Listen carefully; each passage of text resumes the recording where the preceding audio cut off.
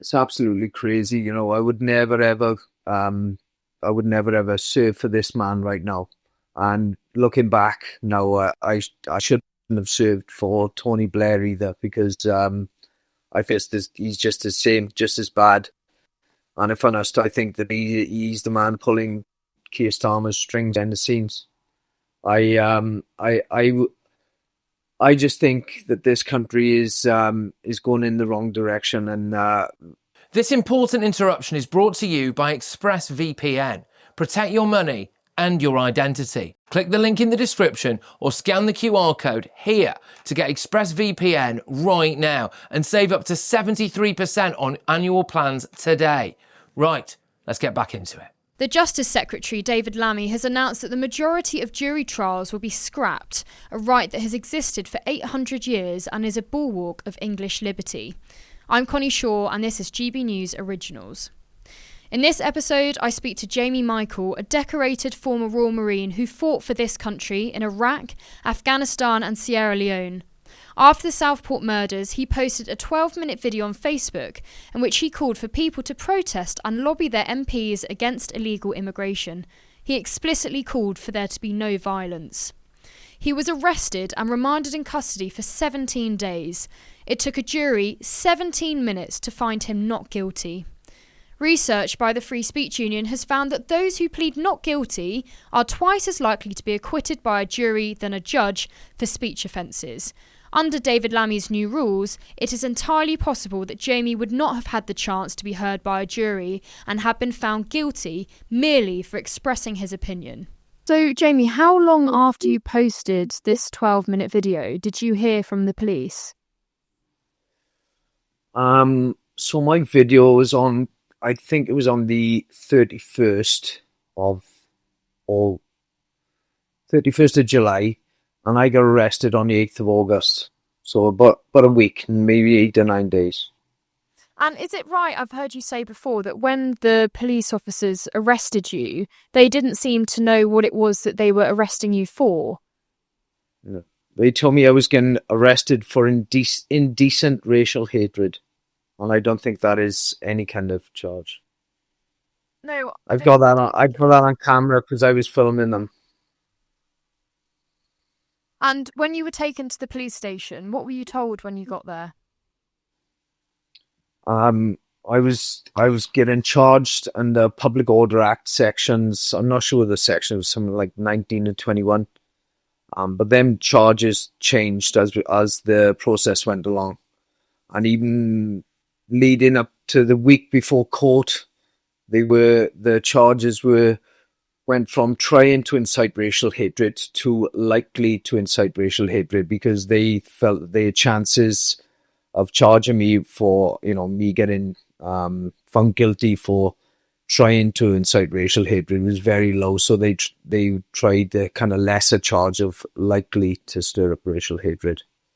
That was just, a week or two before. And what advice were you given by the duty solicitor that you received when you were in custody? So duty solicitor could not view my video, okay, because where the video was uploaded to this portal for the to look at the evidence, it was unworkable. It was buffering, he told me. And they were going off a transcript, which there were many errors on the transcript. One major error, which they changed the word "they" to "I."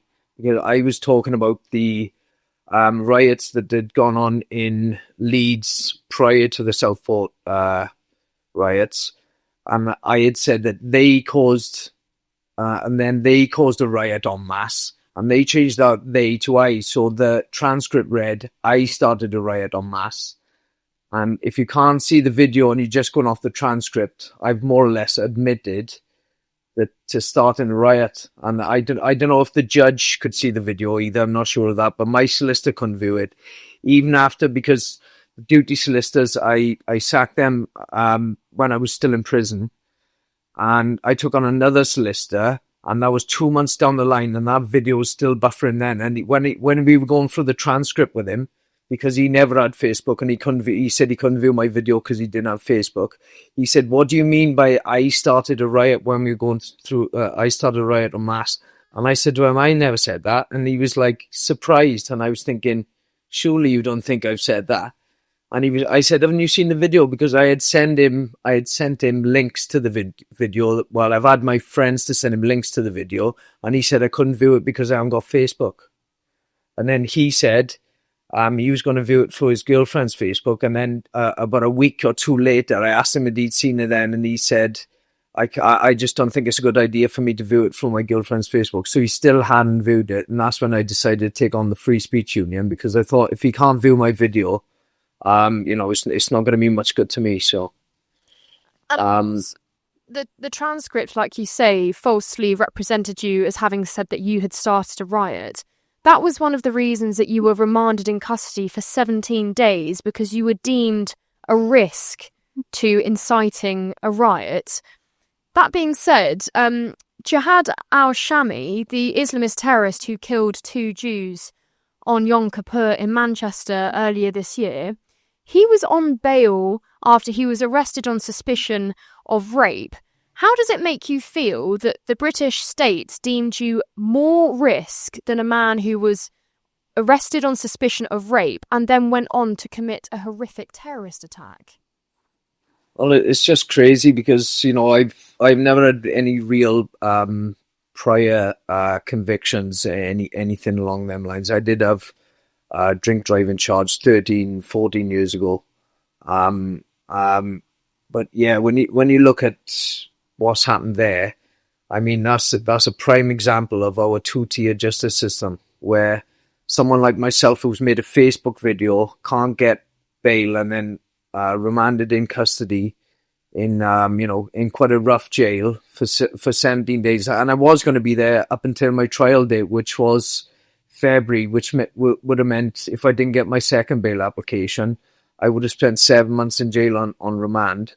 And that guy, like you said, being arrested for rape and then let out to go on to do a terrorist attack and kill 2 people. And just, if we're talking about Axel Rudikabana as well, he was known to the Prevent team of carrying weapons to school multiple times, talked about doing genocides, and they didn't seem that there was any kind of risk there to kind of remand him in any type of custody. And then for him then to go on and kill 3 little girls and stab multiple others. I mean, where I just can't see the sense in it. And I don't think anyone can see the sense in it. And this seems to be happening, not just this case with this terrorist and Axel Rudikabana. This is happening a lot more, I feel. And then they're remanding people in custody like they did after the Southport riots. Many people was not allowed bail. The other 2 lads that got arrested from the same area, they weren't allowed bail for stuff that they had said on Facebook. So we just don't know what the hell's going on. It just seems like everyone's lost the plot, especially in the justice system. Is it correct that when you were remanded in custody and you were speaking to your duty solicitor, that your duty solicitor suggested that things were different now that Labour was in power? Yeah. Every time you're online, your money and your identity are at risk. Scams now make up nearly 40% of all crime in the UK. That's thousands of attacks every single day. In Britain, someone has their identity stolen every 2 minutes, leaving victims with wrecked finances and years of stress. The threat is real, and you could be next. ExpressVPN is your shield against criminals. It locks down your devices, hiding your personal information and financial details from hackers, scammers, and anyone else looking to exploit you. So whether you're checking your bank, shopping, or just browsing, ExpressVPN makes you invisible to prying eyes trying to steal your money and your identity. ExpressVPN shields your data with military-grade AES 256 encryption. That's the same standard trusted by the US government to guard classified information. This is the highest level of online security you can get. So don't wait for disaster. Secure up to 14 devices at once and get powerful password protection. Real support is available 24/7 because cybercrime never sleeps. Save up to 73% on annual plans today. Every moment you hesitate is another moment you're exposed. Protect your money and protect your identity. Get ExpressVPN right now. Yeah, he said if you had said these things, I think he even said he might have said a couple of weeks or a couple of months ago. He said, if you had said this a couple of months ago, things would have been a lot different. And I said, well, how can that be? I said, the laws haven't changed. I said, this all is different. We've had a new government. And he just kind of shrugged his shoulders and put his head to the side, as in, like, you know, he kind of agreed with me. And he said, look, I do kind of lean to the right, like yourself. I'm ex-army, kind of trying to get it and kind of befriend me in that type of way. But yeah, he couldn't tell me even what I'd said wrong, because he said they're trying to take things that you've said and take them out of context. And I was saying what? And he's saying, I don't know, I can't see the video. And he really couldn't he just couldn't tell me. And I was just shaking my head. And well, I just felt that there was something wrong there. Like I said, the video wasn't working. And I couldn't believe that I'd been arrested for my video anyway. And then they'd also talked about bringing my girlfriend in just because she lived with me. She said they think the girlfriend in guilty by association. And I was also kind of channeled into taking this duty solicitor because I wasn't allowed a phone call. And I think that was because they were looking at charging me under the Terrorism Act. That's what he had also said, that they were looking at the Terrorism Act. So yeah, I didn't, and I haven't been in trouble before where I've needed a solicitor, so I didn't know any solicitors. They just asked me if I wanted a duty solicitor, so that's what I took, and that's what I had to take, I think. Speaking of terrorism, Jamie, and you mentioned the PREVENT programme previously just now. Under the PREVENT programme, which is part of our counter-terrorism strategy, which has been rolled out to thousands of public sector workers to take training in, it says that if you believe that Western civilization is under threat by mass migration and lack of integration from certain cultures and ethnic groups, that you hold an extreme right-wing terrorist ideology. I would say, or would you say, that is largely they were the concerns, the idea that certain people don't integrate into our culture. I would say they were the concerns that you were raising in your video. Would you say that's the case? Yeah, you know, I think we do have a problem with integration and assimilation because, you know, we have many different cultures here now, and some are very strong-minded cultures, and the strong-minded cultures seem to be wanting to push them cultures on us, and we've been quite what's the word I'm looking for? I can't think what the word I'm looking for now, but we've been very not docile, but we've just kind of, you know, we've just sat back and let it all happen, you know, because we're not, you know, we are quite bloody hell, I can't think of the name I'm looking for now, but yeah, it's just it's the clash of these cultures coming together where they're both very different. They got a lot of different beliefs, and we are just supposed to accept that when they you know, the other cultures as well are committing crimes under our culture, which wouldn't be a crime under their culture. And I think if you push them two cultures together, and don't have assimilation for our culture, and then we are going to have problems. Because yeah, go on, sorry. I think many people would agree with you. I think that actually many people in the UK would be classed by the state as holding an extreme right-wing terrorist ideology. It must. I think we got a right. I think we got a right to preserve our culture as well, because they talk about diversity, but if we lose our culture, then we are going to lose the diversity that's in the world. Because if we let another culture take over our country, then we do lose the diversity of the world, and it's just going to be one big kind of mishmash. I think we got a right to preserve our culture, and a right to want to preserve our culture and our history. and that seems to be under this government. Doesn't seem to be a priority. They seem to be wanting to look after many other cultures before our own. At the Free Speech Union, we look after a lot of cases of people who express similar views. When was it that you found out about the Free Speech Union? Who did you find out about them from? So two of my friends, actually. One friend that I went to school with growing up, and another one who I've come to know through security. They both mentioned to me that the Free Speech Union would be a very good, they'd be very good for me in my situation. And I actually then I'd had a phone call from the Free Speech Union. They'd left a answer phone message on my phone, and I'd rang them and spoke to them, and they said they were interested in representing me. But at the time it had this the second solicitor, and like I said, after a couple of phone calls with my the second solicitor I had, and he could not view my video, I decided that the best option for me would be the Free Speech Union, because this is really best spoke for this situation, because this is a free speech issue. So I thought that, I'd rather go with the experts in free speech than your kind of your kind of average solicitor.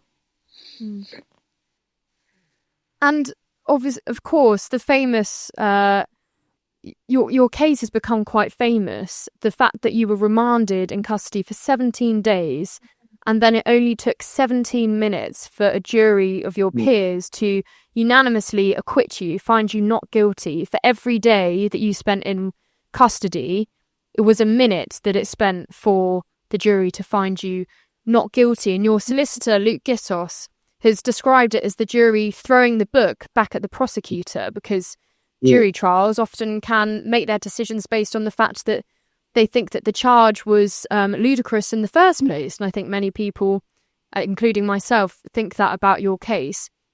It also came to light that during your trial, that the person who reported you to the police was a staffer of Labour Welsh MP Buffy Williams. The fact that it was a Labour staffer who reported you, and now it's the Labour government who wants to take away jury trials for many cases like your own, how does that make you feel towards this government? Well, I kind of knew that this government was going to be the way they are now, because we've had a Welsh government in Wales for a long time, and where I live, the place has gone really downhill in the last 20 years. There's no funding for anything really. All the youth clubs have gone downhill. All the leisure centres have gone downhill. There's literally there's no money being put into the valleys. And the valleys once was a very kind of prosperous place when we had the coal mines here. And since that's been taken away now, it's left a big hole. And that's all they want to do is put windmills on the mountains, and people don't like the windmills either, or the solar farms and that. And that's not benefiting us, because we're not getting any benefits from energy prices or anything like that. They keep saying we are, but we don't. And that's all we're getting is bills that are going up. They're taking our bloody school transport away from the kids.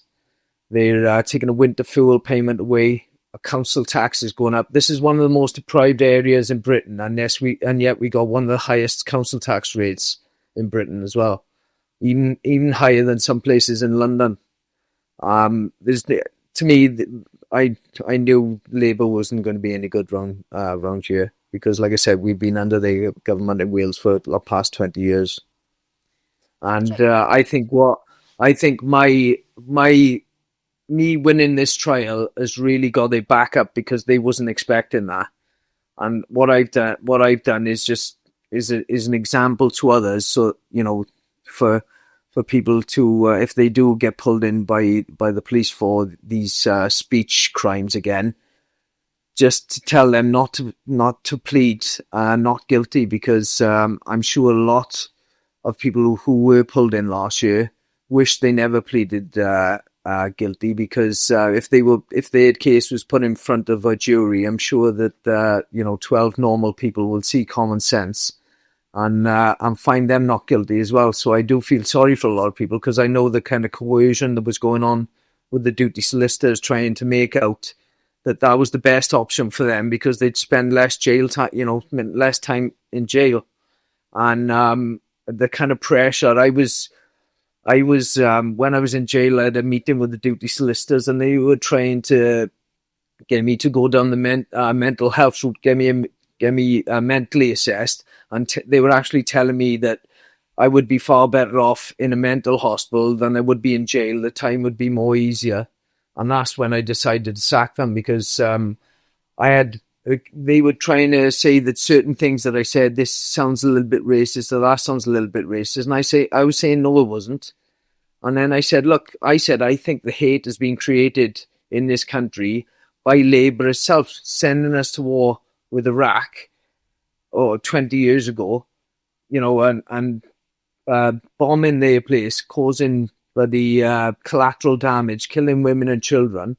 And then now we're accepting them people into our country and thinking that these people are just going to forget what we've done over there. And I said, that's where the hate is created. And I said, the moment we voice our concerns with some of these people who are coming over here, because there are crimes created by some of the migrants who are coming over here, and then you are calling us Islamophobes and racists because we are voicing our concerns. I said, that's what's created the hate, not us. I said, it's that government. And so, Jamie, you decided in the end to go with a no plea. At the Free Speech Union, the research that we've done shows that if you plead not guilty, you are twice as likely to be acquitted for a speech offence if you are tried by a jury than if you are tried by a judge in the magistrates. So clearly jury trials, like you were saying, are extremely important for free speech, because when 12 normal people assess someone's alleged crime, they are twice as likely to acquit that person, like you were, in only 17 minutes. Now that right has been taken away, or at least Labour wants to take that right away, how does it make you feel when Keir Starmer says repeatedly that the UK has free speech and will have it for a very long time? I mean, when he said it, when he was in the Oval Office with Trump and JD Vance, it's just laughable, and I'm sure they asked him a lot of questions after that. How can you defend your free speech when we've had over 12,000 arrests in the last year for free speech? And now that had never happened before. It's only happened under Keir Starmer's government. So I think free speech is okay if you're on the left side of politics, but on the right side, they're clamping down on you for really pathetic things. People get it. People can get their feelings hurt in all sorts of ways these days, and it seems that people on the left, again, their feelings hurt and they straight on the phone to the police, and that's what happened with in my case. People have they not like my point of view, and they've gone on the phone to the police and tried to ruin my life for it as well, and to think that just to think that he's saying that we've got free speech is just a joke, because what this is doing now with sacking the jury trials for any sentences up to 3 years. Most people got last summer who got arrested and charged for free speech. Their sentences were 3 years or under. So really, then all these kind of free speech issues are from now on, if this does come in, are going to be judged by just a judge and not the jury. So we're going to be under the we are going to be at the mercy of these judges. And my first two judges, I believe, if I'd had the first two judges, it would have been a lot different for me than the actual judge I had for my for the Crown Court case. I was very lucky to have a decent, fair judge, but I think if it was the first two judges, it might have been different, because I could tell they were very kind of left orientated, left side politics orientated, and I didn't think they were going to do me any favors at all. And just to hear David Lammy last week saying he actually said that defendants, this kind of thing will stop defendants picking and choosing their courts to think which one will favour them most? Is he just trying to say then that the courts are unfair and they're not unbiased and that they are corrupt? Is that what he's trying to say, that you could pick a court that would favour you? Then to me, they should all be the same, really, shouldn't they? Jamie, finally, just to recap, it was a Labour staffer who reported you to the police for your video. Keir Starmer and the government told everyone to be very careful what they posted after the Southport riots and murders. Your duty solicitor heavily suggested, so you say, that now that we have a new government, being this Labour government, that things are different now, and that had you said these things before they were elected, things may not be the same. And finally, now this Labour government are trying to take away the right to jury trials for many cases like yours in which you were acquitted.